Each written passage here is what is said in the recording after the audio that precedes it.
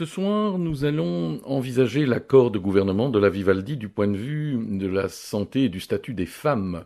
Bien sûr, il va être question d'IVG, qui va évidemment patiner, on l'a compris, mais nous allons parler aussi avancées structurelles dans l'accord de gouvernement, donc de potentialité. Et nous le ferons dans un instant ici avec la présidente du Conseil des femmes francophones, Sylvie Losberg. La première, 19h-20h, au bout du jour, Etika Kohlbergs. Clairement, c'est un dossier qui suscite beaucoup de débats. Quand on est intimement convaincu que le texte de loi apporte une amélioration de la condition des femmes, on ne change pas d'avis pour une éventuelle négociation, pour un potentiel gouvernement. Il faut voter en âme et conscience. Et c'est ce qui grandit la fonction politique des hommes et des femmes politiques. On veut que le vote ait lieu maintenant. C'est enfin une loi qui protège, qui respecte les femmes et les médecins, qui dépénalise complètement. Et c'est vraiment important de la voter aujourd'hui. Il y a clairement un chantage politique au niveau du Parlement, alors qu'on voit qu'on a une majorité et on voit qu'une minorité finalement mène à bout de doigt tout le reste du Parlement. Donc nous, on n'est pas contents et c'est pour ça qu'on est sortis aujourd'hui. L'espoir, c'est toujours de faire entendre nos voix, de faire comprendre à nos parlementaires qu'on a voté pour eux et qu'on attend vraiment que le droit des femmes de disposer librement de son corps soit respecté. Ça fait 30 ans qu'on attend une dépénalisation totale de l'avortement. Là, c'est le moment, quoi. Il est vraiment à portée de main. Vraiment, on retrouve toute origine sociale, toute origine culturelle. Il n'est pas rare non plus d'avoir des femmes qui ont déjà des enfants. Bonsoir Sylvie Losberg. Bonsoir. On a un accord de gouvernement, on a un gouvernement, même s'il est encore en soubresaut parfois, parce que certains partis sont un peu en turbulences internes, mais l'IVG, l'interruption volontaire de grossesse, tout le travail mené, l'espoir d'une majorité parlementaire, ça tombe à l'eau ? En tout cas, c'est au frigo, comme on dit, et c'est un peu la conclusion qu'on peut tirer dès le début de ce gouvernement. C'est que les accords ont été faits sur le dos des femmes, en tout cas sur le dos de cette proposition de loi qui améliorerait les conditions à l'IVG, et c'est quand même une question que l'on doit reprendre sur le fond. Ça nous met face aux difficultés de ce pays de reconnaître aux femmes le droit à décider si elles veulent être mères ou non. Ce qui est quand même, convenons-en, étonnant, pour ne pas dire plus, c'est qu'il existe bel et bien une majorité parlementaire, certes pas exclusivement composée de la Vivaldi, mais qu'il existe une majorité manifestement au Parlement pour voter ces textes. Oui, mais il y a quand même 6 partis du gouvernement sur 7 qui ont co-signé le même texte. Donc c'était une vraie victoire pour les associations de femmes et tous ceux qui militent pour une extension du délai, mais pas seulement. Vous savez que la loi améliorait vraiment l'accueil et donnait dans ce dossier une orientation beaucoup plus de santé publique et d'autonomie des femmes, alors que nous étions quand même jusqu'en 2018 en Belgique dans une optique plus idéologique et de judiciarisation de la question de l'avortement. Donc c'est vrai que c'est très étonnant pour nous, quoique on s'en doutait, on l'a vu depuis le début des négociations, que ça faisait vraiment la pierre d'achoppement et que le CDNV est le seul parti au sein de cette majorité qui n'en voulait pas. Donc, ils ont réussi à bloquer sur ce dossier et sur toutes les questions éthiques avec des développements qui sont inquiétants. Je vais en pointer 3. Le premier, c'est que l'accord de gouvernement stipule qu'on va poursuivre l'examen des propositions en commission justice. Donc ça veut dire retour en commission justice, puisque nous avions déjà passé la commission justice et ça a mis du temps vraiment de discussion, ça a mis 2 ans quand même, il faut le dire, pour arriver en plénière. Maintenant, on retourne en commission justice, soit. Mais alors, pour arriver à un consensus entre les partis de la majorité, comme je viens de le dire, on n'a pas la possibilité d'avoir un consensus avec un parti qui est opposé à l'IVG. Il faut rappeler que les partis qui ont renvoyé ce texte au Conseil d'État à 3 reprises sont le CDNV, la NVA et le Vlaams Belang. Et vous devez savoir que, en ce qui concerne le Vlaams Belang, c'est un parti qui veut recriminaliser l'IVG. Qu'en ce qui concerne la NVA, les discussions au sein de la commission justice et même en plénière ont été d'une virulence extrême à l'égard des femmes qui doivent recourir à l'avortement. Idem du côté du CDNV, où l'on était même à dire, il faut savoir qui sont ces femmes qui dépassent les 12 semaines, en écho au Vlaams Belang qui disait, est-ce que c'est pas finalement des allochtones, des étrangères qui dépassent les limites légales? Donc vous voyez où on en est sur le plan du choix qu'a opéré le CDNV pour bloquer sur cette question-là. Et troisième élément, c'est la volonté de mettre sur pied un groupe d'experts qui serait désigné par le gouvernement. Alors là, j'ai beaucoup de craintes parce que ça va être quoi? La pilarisation. On va être moi je veux un petit peu des catholiques de la KU Leuven, moi je veux un petit peu des libéraux de l'ULB et moi je veux ceci, cela. Donc en fait, on ne va pas être dans une commission d'experts scientifiques, on va être dans une commission de nouveau sur cette logique idéologique. Alors la cerise sur le gâteau, c'est quand même que, vous le savez, je préside la commission d'évaluation de la loi de 90 qui est issue d'une loi et nous sommes nommés par arrêté royal et nous avons fait un travail énorme puisque la commission avait 6 ans de retard. On a présenté ces travaux en février 2020 avec un cahier de revendications et de recommandations et le lendemain, le CDNV déposait une proposition de loi pour supprimer la commission d'évaluation alors que ce serait l'objectif de ce groupe d'experts d'évaluer la loi. Donc on voit qu'on est vraiment dans un enfumage et pour nous c'est une grosse déception, c'est un fait. On va forcément alors se demander un jour ce qui fait la forme de la démocratie, c'est-à-dire un troc et pas le respect de l'engagement, parce que les autres partis, les 6 et leurs représentants à la Chambre et au Sénat, mais on peut y rajouter le PTB, bien entendu, et son homologue néerlandophone, qui appuie. Tous ces gens ont fait campagne politique à un certain moment en poussant en avant, en disant nous y sommes favorables. Donc il y a là un déni de démocratie. Alors c'est ce que nous avons dénoncé pendant toute la campagne que nous avons menée, encore jusqu'au 28 septembre, journée mondiale du droit à l'avortement. Et l'accord de gouvernement est sorti, je pense, 48 heures plus tard. Alors notre analyse est la suivante. Le prix est lourd à payer sur le dossier IVG, c'est très clair. Par contre, le gel des questions éthiques peut être favorable aux femmes. Par exemple, on va geler la proposition de loi sur l'enfermement des femmes qui commenceraient à fumer ou à boire pendant leur grossesse, puisqu'on ne peut pas toucher aux questions éthiques, alors ça vaut pour toutes les questions. On rappelle que cette proposition était effectivement discutée. Elle était sur la table du Parlement. En revanche, en lisant l'accord de gouvernement, il est très clair que le prix à payer pour le CDNV en relation avec les droits des femmes est très lourd, puisque cet accord met pour la première fois des priorités sur les droits des femmes, ce que à ma connaissance, on n'a jamais vu jusqu'ici. Donc ça, c'est vraiment pour nous une satisfaction et nous l'avons dit dans un communiqué. Nous sommes très déçus sur la question de l'IVG, mais nous devons maintenant aller de l'avant et soutenir les mesures qui sont envisagées dans l'accord de gouvernement. Il y a parmi ces mesures de nouvelles mesures concernant aussi le congé parental. Ça vous satisfait? Oui, on double de 10 à 20 jours le congé parental. C'est une très bonne mesure, mais qui était déjà dans le pipeline, donc c'est pas révolutionnaire puisqu'on s'y attendait, on le demandait depuis longtemps. Maintenant, il y a quand même un autre point de l'accord qui est vraiment important, c'est le soutien aux familles monoparentales. Et on sait qu'en Belgique, c'est 80% des femmes qui sont à la tête de familles monoparentales qui sont toutes à risque de précarisation. Quand il y a une pension alimentaire, elles sont à 28% de risque de précarité. Et quand il n'y a pas de pension alimentaire, ce qui représente la moitié des femmes chefs de famille monoparentales, c'est 48%. Donc on voit bien qu'il y a quand même une prise en compte de manière transversale des risques que courent les femmes dans une société qui reste structurellement sexiste et défavorable aux femmes dans tous les domaines de la vie. Suppression des barrières à la contraception. Oui, ça c'est sans doute aussi, je dirais, un donnant-donnant, alors qu'on sait bien que la contraception, évidemment, c'est très important, qu'il n'y ait pas d'entrave, qu'on améliore la prise en charge par les pouvoirs publics, qu'il y ait de la gratuité. On avait déjà une gratuité jusqu'à 25 ans. Ceci étant, vous savez, on met toujours la question de la contraception en lien avec l'interruption de grossesse, et c'est vrai que, bien sûr, quand on est bien protégé par une contraception, il y a moins de risques d'IVG, mais on le sait, il y a beaucoup d'éléments perturbateurs de la contraception et on fait toujours peser ça sur les femmes. Elles n'ont pas pris leur pilule à temps ou elles ont oublié de prendre la pilule. On a fait aussi une communication la semaine dernière pour montrer à quel point, au fond, il y a dans les couples aussi ce qu'on appelle la coercition à la procréation, c'est-à-dire des hommes qui veulent mettre leur compagne enceinte contre son gré en perçant les condoms, en jetant les plaquettes de pilules, en ayant des rapports non protégés avec de la violence ou bien forcés. Et donc tout ça, ça passe sous les radars. Donc c'est très clair qu'il faut améliorer la prise en charge de la contraception, mais il faut aussi d'abord mettre les femmes au cœur du dispositif et voir ce qu'elles vivent, pourquoi elles le vivent et comment on peut faire pour les aider au mieux. Plus de ressources d'ailleurs pour les centres, puisqu'on parlait de violences sexuelles, plus de ressources pour les centres de prise en charge. Oui, donc les centres de prise en charge des violences sexuelles, il y en a 3 pour le moment, ils doivent être augmentés à 6 ou à 10.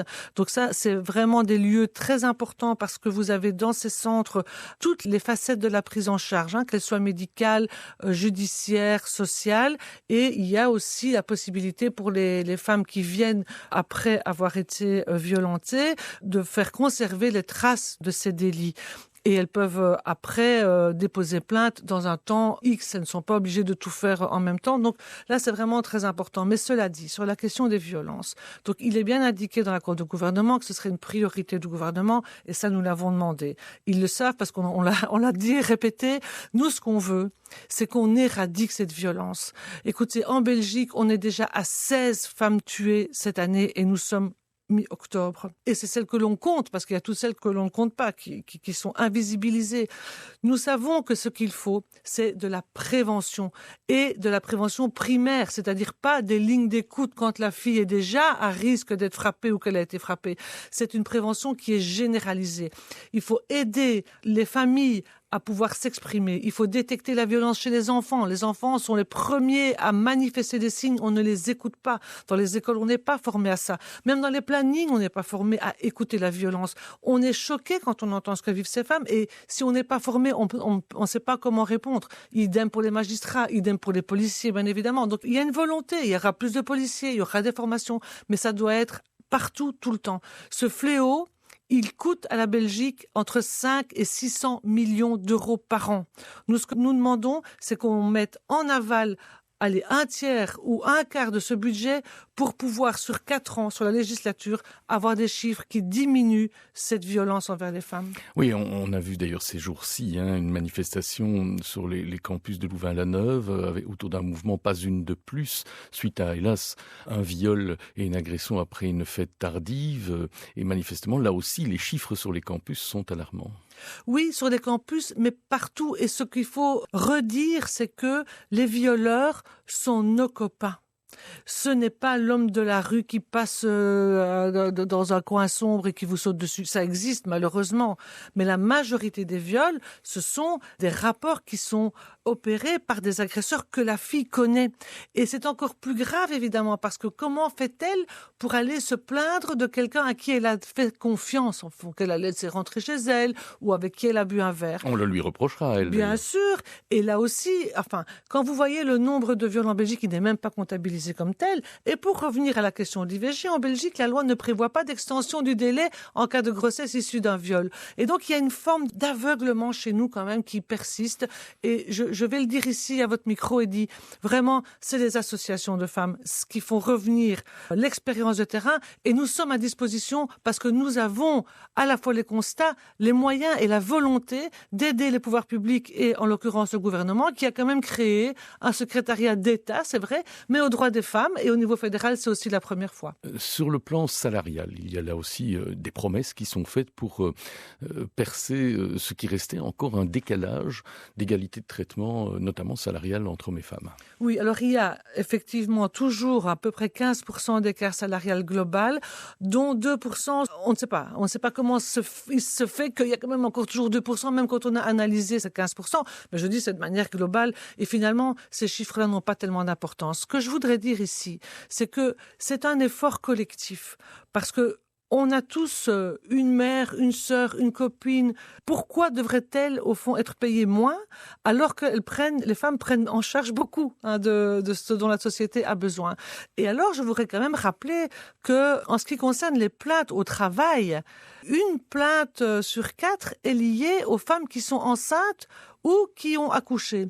Donc on voit bien le lien, c'est-à-dire qu'au fond, on reste dans cette stéréotypie des femmes qui doivent rester dans la sphère familiale, qui doivent être mères, mais quand elles sont mères, elles sont au travail, ça nous embête parce qu'elles ont des congés ou parce que les enfants sont malades. Et donc il faut trouver vraiment un autre angle. Moi, je dis, il faut mettre des lunettes antisexisme et scruter chaque domaine de notre vie collective pour chasser finalement ces discriminations qui sont parfois petites dans certains espaces cachés, mais qui ensemble, cumulées, rendent la vie des femmes vraiment très difficile et bien entendu, pour les plus vulnérables, c'est encore pire.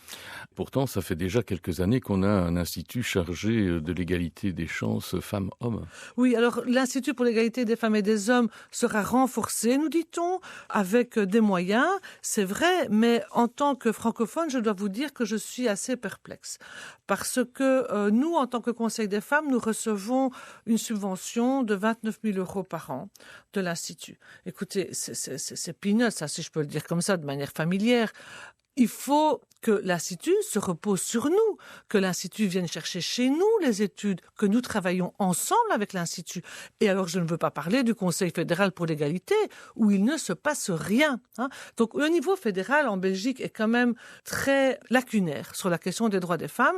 C'est beaucoup plus prégnant maintenant en Fédération Wallonie-Bruxelles. Et comme il y a une symétrie plus ou moins entre les pouvoirs régionaux communautaires et le fédéral, avec des partis qui sont au pouvoir, eh bien, nous espérons vraiment que les ministres en charge vont pouvoir, ça c'est déjà fait avec la CIM, la conférence interministérielle, mais il faut vraiment aller plus loin et financer de manière structurelle les associations de femmes, parce qu'il faut quand même le dire, et je vais le dire ici, le conseil flamand, donc le Vrouwenraad, il a à peu près 8 fois plus de moyens que le conseil francophone. Et nous recevons très très peu de moyens de la région bruxelloise uniquement pour des emplois, des remises à l'emploi, ce qu'on appelle des chômeuses mises au travail. Bon, écoutez, il faut arrêter avec ça. Moi, je l'ai dit et je le redis. C'est à la Fédération Wallonie-Bruxelles de financer la coupole qui elle-même, nous on ne prend pas d'argent pour nous, on travaille pour les associations et pour faire remonter cette info. Donc il y a vraiment quelque chose à remettre en œuvre au niveau de la structure parce que ça a été complètement désinvesti jusqu'à présent du côté francophone. Et je vous dis, du côté fédéral, c'est pas mieux. Du côté néerlandophone, ils ont plus de moyens, mais je pense qu'ils ont moins d'espace pour s'exprimer. C'est pour ça que je vous remercie de me donner la parole aujourd'hui. En quelque sorte, il faudrait des assises un peu transversales pour que tous ces éléments soient une fois pour toutes catalogués et que l'on sache qui est en charge de quoi et qui doit prendre la décision de quoi. Alors, des assises, je ne crois pas parce que les constats sont là, les recommandations sont là, on sait ce qu'il faut faire. Maintenant, comme vous dites, qui va le faire et comment? Donc, ce serait plutôt un organigramme avec un renvoi finalement dans le bon niveau de compétence et un travail en commun. Et ceci, alors je lis qu'on va faire participer la société civile et je le répète, nous sommes à disposition. Vous savez que pour moi, la présidence du Conseil est un mandat bénévole, donc je n'ai rien à y gagner, sauf à faire gagner la cause des femmes. Je dirais que ça rejoint les préoccupations de l'accord de gouvernement qui se dit quand même solidaire et pour une prospérité des citoyens. Et il est vrai qu'en Belgique, l'homme le plus pauvre, c'est une femme. Et que donc c'est là qu'il faut mettre les moyens parce que les femmes, elles élèvent les enfants de demain en grande majorité qui seront là pour faire vivre ce pays. Et donc, je pense qu'il faut faire un investissement, c'est un investissement durable. Et ça, c'est le 3e terme de l'accord de gouvernement. Si l'on prend, certes dans d'autres instances que la Belgique, mais on regarde, la Commission européenne est à présent présidée pour la première fois d'ailleurs par une femme, Ursula von der Leyen. On a vu à la tête de la Banque Centrale Européenne après le FMI, Madame Lagarde. Chez nous, manifestement, l'accord dit on va aussi veiller à accroître le nombre de femmes à la tête des entreprises publiques et des grands départements d'État. C'est fondamental? C'est important au niveau des départements d'État, oui, je crois que c'est vraiment important. Mais maintenant, vous savez, ce qui compte, c'est d'être féministe, c'est pas d'être une femme. Alors, petit message à notre Premier ministre qui a écrit un livre, Le siècle de la femme, il se déclare féministe. Donc moi, je trouve que ce qui est important, c'est la conviction. Maintenant, la visibilité des femmes, c'est aussi très important. Mais attention, qu'on l'a vu souvent, quand une femme arrive à la tête d'une entreprise publique, on rabote son salaire par rapport à l'homme qu'il avait avant. Donc ça, évidemment, il faut être vigilant. L'automatisation des droits sociaux. Ça, c'est vraiment important. On voit dans l'accord de gouvernement que la digitalisation doit profiter à tout le monde et principalement à ceux qui rendre des dossiers pour obtenir des droits et qui doivent finalement remplir un certain nombre de critères. Donc avec cette digitalisation ou cette numérisation, les droits seront acquis de manière automatique. Ça, c'était vraiment une grande revendication parce que vous savez, nous sommes face à des femmes qui ont des droits sociaux mais qu'elles sont pas au courant. Et puis quand elles sont au courant, il faut encore faire toutes les démarches et vous savez comme moi que c'est pas toujours facile avec l'administration, c'est lent et puis bon, c'est pas le bon dossier, on a perdu le dossier, etc. Alors maintenant, ça c'est le point positif. Maintenant, attention, que nous avons quand même beaucoup de femmes aussi, et notamment, alors il faudra parler des pensions et des femmes qui ont plus de 60 ans, qui sont pas à l'aise avec les ordinateurs. Il y a la fracture numérique très importante. Pareil chez les femmes migrantes ou les allochtones. Il faut que ce soit dans une langue qu'elles puissent comprendre. Donc attention à une digitalisation qui perdrait tout le côté humain, et ça c'est vraiment important pour nous aussi. Et je voudrais quand même revenir sur les femmes âgées et les pensions, parce que ça fait partie de cette campagne La pauvreté aussi est sexiste. Il y a dans notre pays, depuis plusieurs décennies quand même, un appauvrissement des femmes, et donc on se retrouve avec des femmes, et je crains des cohortes de femmes âgées qui n'auront plus les moyens de vivre décemment et qui doivent se cacher. Parce qu'en fait, elles se cachent. C'est pour ça qu'on les voit pas dans la rue, par exemple. On les voit beaucoup moins. Bon, d'abord parce que c'est très dangereux quand on est une femme dans la rue. Et ensuite, elles essayent, au fond, de se maintenir dans un logement même insalubre parce qu'elles savent que si elles sont dehors, c'est le début de la fin. Et donc là, je crois que le travail à faire aussi, c'est vraiment la revalorisation des petites pensions, une attention aussi à ces femmes qui ont travaillé gratuitement pendant toute leur vie et qui se retrouvent après avec un compagnon ou un mari qui est parti vivre ailleurs une belle aventure soi-disant et qui la laisse sur le carreau. Donc tout ça, ce sont des situations qu'on hérite finalement, dont on hérite et dont il faut se saisir maintenant parce que je crains sinon qu'on ait vraiment beaucoup de femmes qui vont se retrouver à la rue ou en tout cas dans des situations quasiment insolubles. Alors, on a eu dans cette période, qui n'était pas tout à fait transitoire, mais une période difficile d'ailleurs de gestion de la Covid-19, pour la première fois une femme première ministre, qui est devenue ministre des Affaires étrangères, Sophie Wilmès. Vous venez de le rappeler, l'actuel Premier ministre a écrit un livre, Le siècle des femmes. On a la première femme, Éliane Tillieu, qui préside la Chambre. On a une femme à la tête du département de la Défense, grande surprise d'ailleurs. On a secrétaire d'État, Sarah Schlitz. On a Karine Lallieu, qui apparaît avec une série de compétences qui évidemment sont transversales sur un bon nombre de points que vous avez soulignés. Il y a une parité ou un véritable effort de parité gouvernementale. Il y a des progrès. Ah oui, il y a beaucoup de progrès. Puis alors, je voudrais quand même saluer Karine Lallieu, qui est la secrétaire générale du Conseil des femmes, qui devra nous quitter malheureusement. Ça, c'est pour moi, je suis triste parce qu'on travaillait très bien ensemble, mais je suis sûre qu'on pourra compter sur elle. Et c'est vrai que Sarah Schlitz est une vraie féministe qui n'est pas là du tout pour faire de la figuration. Elle a son franc-parler aussi, c'est nécessaire dans ces dossiers.